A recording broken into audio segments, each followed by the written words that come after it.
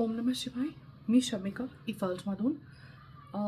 मध्यंतरी एका गेट टुगेदरमध्ये मी माझ्या ब्रँडचा उखाणा घेतला, जो तुमच्याबरोबर आज मी शेअर करणार आहे. एकदा एका चिमुकल्याने आईची कला पाहिली, करत असता मदत तिची युक्ती एक लावली. म्हणाला, आई कलेचा आधार घेऊन व्यवसाय सुरू कर, उत्पन्न येऊ लागताच होशील बघ आत्मनिर्भर.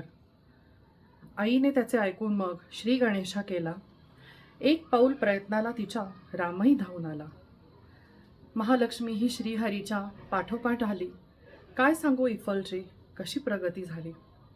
कीर्ती त्याची आता 7 समुद्र पार गेली, आईचीही इफल्समुळे ओळख निर्माण झाली.